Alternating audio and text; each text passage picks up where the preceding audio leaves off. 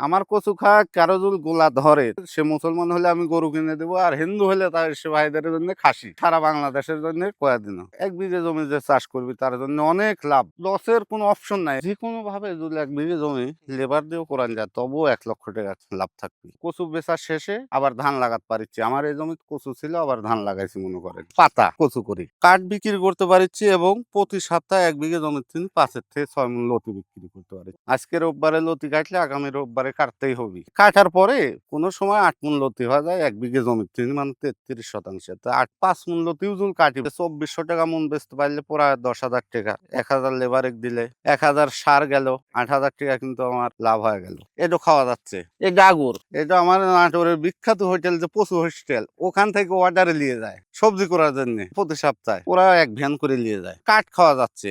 এর যে ফুল বাড়ায়, ফুলটা শুদ্ধ বিক্রি হচ্ছে, কোনো কিছু ফেলানোর নাই। কচুর সবচেয়ে লতিটা আর কাঠটা বেশি পছন্দ করে। কাঠটা মানে কচুটা হয় যে গাছটা বড় হয়, নিচে কাঠ, যে সময় লতি বার করি ওই সময় 3200 টাকা মন পর্যন্ত বিক্রি হয়। কচু এটা এমন একটা জিনিস, তরকারিটা বর্ষা মাসে যে সময় আসে তরকারি কিন্তু থাকে না, সে সময় কচুর উপর নির্ভর। 1 কেজি বেগুন কিনতে হয় 150 টাকা দিয়ে। একটা কচু যদি 50 টাকা দিয়ে কিনে 5 কেজি ওজনের কচু কিনতে পারছে।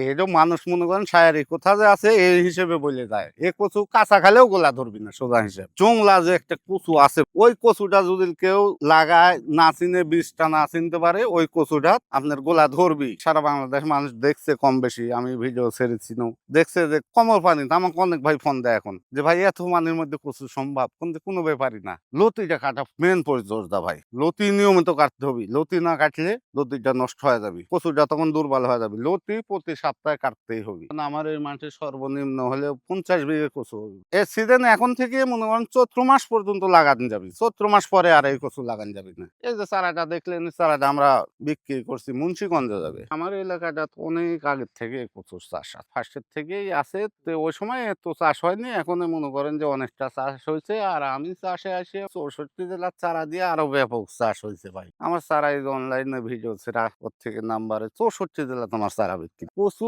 সর্বোচ্চ যারা শিক্ষিত মানুষ তারাই যা কচু আগে কিনে। কচু গরুদের খাবার আগে বলছে, কিন্তু সর্বোচ্চ আগে ডাক্তাররা হাটে গেলে কচুটা কিনবি।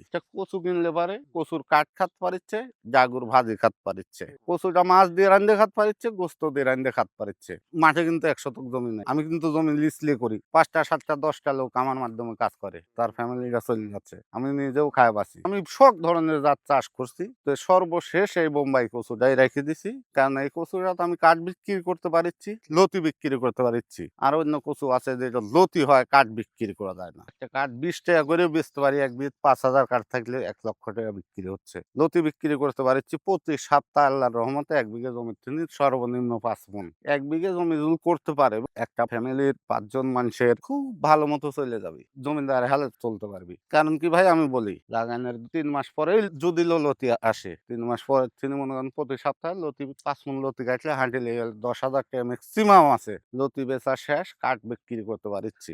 1 বিঘে জমির কাঠ যদি কেউ খুচরা বিক্রি করতে পারে বহুত টাকা হয়। আমরা ব্যাপক আবাদ করি, আমরা পাইকারি বিভিন্ন জায়গায় দিতে হয় আমার। আমি নিউটন লাগাইছি, যশোরের কচু লাগাইছি, দিনাজপুরের একটা কচু হয়, সব জাত আমার দেখে আছে।